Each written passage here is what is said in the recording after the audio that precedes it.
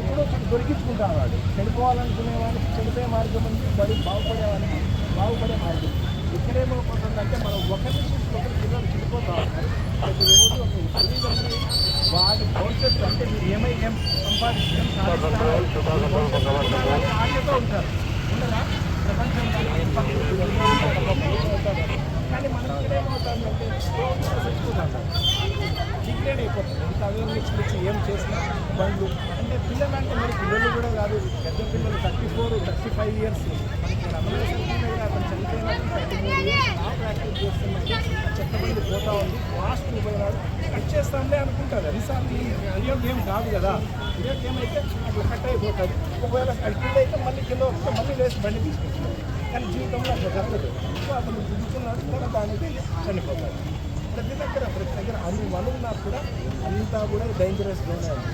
Road అంటే dangerous. నువ్వు మంచిగా పోయినా ఇంకోటి గురి చంపేస్తారు. సో ఇట్లాంటి పరిస్థితుల్లో ఉన్నందుకంటే ఈ బండ్లు ఏవైతే ఉన్నాయో మెయింటెనెన్స్ చేసుకోవాలా, బ్రేక్స్ చెక్ చేసుకోవాలి, మెయింటెనెన్స్ తీసుకోవాలి. బండి మెయింటైన్ చేయడం అట్లే మనం చేసుకుంటాము. అది ఉన్నట్టు తీసుకుంటే మన రిలయన్స్ ఉంది కదా, కోర్టు సర్కిల్ దగ్గర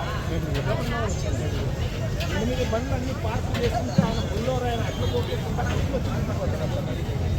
8 బండ్లు ఒకవేళ మనుషులు ఏంటంటే ఏం పరిస్థితి, మనుషులు ఉంటే ఏం పరిస్థితి. బాగున్నా ఏదో తింటున్నా నా పనులు చేసుకుంటున్నానంటే ఇద్దరు స్పాట్ డైలీ నిలుపుతున్న రమాదేవి ట్రీట్మెంట్ అవుతున్నారు. అంటే అంత ముందు రోజున కాలేజ్ నిలబడిన లారీని 31 ఇయర్స్ అతను లారీ రోడ్డు మీద కట్ చేసుకోవడానికి దానికి పెట్టేసి ఇక్కడే చెప్పారు. 8 months ఇంకా ప్రెగ్నెంట్ వాళ్ళ భార్య.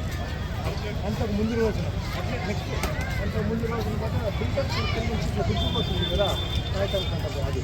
ఆ బ్రిడ్జ్ మీద ముగ్గురు క్రిమినల్ మధ్యాహ్నం 3:30 టైంలో శ్రీహరి డిగ్రీ కాలేజీలో డ్రైవ్ చేస్తున్నారు. మిగిలిన 2 పోయినారు. ఓవర్ స్పీడ్ ఇంకా ఓవర్ స్పీడే. ఆ ఓవర్ స్పీడ్ చేసి బండి కంట్రోల్ చేయలేక ఫుట్బాల్ మీద కొంచెం లేని మళ్ళీ కింద పడినారు. అట్లే వేసినాడు. వాడికి అది కలిసి ఆ పిల్లలు చనిపోయారు. మిగిలినోడికి కాళ్ళు చేసుకుంటున్నారు. అంత అదే రోజే మన విజయదుర్గమ్మ గుడి దగ్గర రాత్రి ఓవర్ స్పీడ్ సెకండ్ ట్రాక్టర్ అది కంట్రోల్ చేసుకున్నాక ఆ పిల్లలు ఇవన్నీ కూడా చనిపోయింది. అంటే రోజు చనిపోతుండే చనిపోకుండా జరిగేది బండి ఉంటుంది. ఒక ఈ రోజే తీసుకున్నారు అనుకోండి. ఈ రోజే ఒక ఆమె టీచరు మన ఇద్దరు సర్కిల్ పోతా ఉన్నారు, పిల్లలు కూర్చున్నారు. ఆమె టీచర్ అంట ఓవర్ స్పీడ్ పోతా ఉంది. ఆమెనే పోయేసి ఓవర్టేక్ చేయడానికి ట్రై చేసింది. హ్యాండ్ ఉండేది దీన్ని తగిలేసి తనకి ఇంజూరీ అయింది. హాస్పిటల్లో ట్రీట్మెంట్ చేస్తున్నారు. ఇప్పుడు నేను వచ్చినప్పుడు మధ్యాహ్నం కూడా 3 పిల్లలు వాళ్ళు ఇంకా 20 క్లాస్ అయిపోయిన కాబట్టి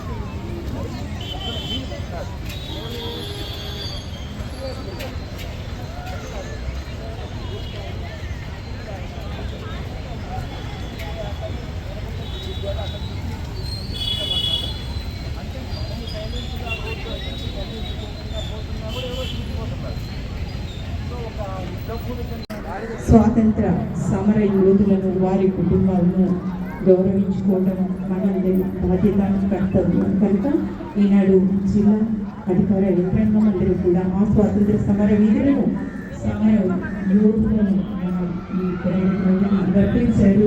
వారిని సత్కరించుకోవడానికి,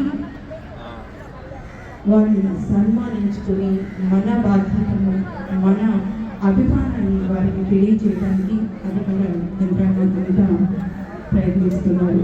ఇప్పుడు మన ముఖ్య అతిథి గారు జిల్లా న్యాయ మరియు మైనారిటీ వెల్ఫేర్ రాష్ట్ర ముఖ్యమంత్రి మరియు గౌరవనీయులు శ్రీ ఫరూక్ గారు, అలాగే జిల్లా సర్వోన్నతాధికారి గారు శ్రీ చెరుకూరి శ్రీధర్ గారు, అలాగే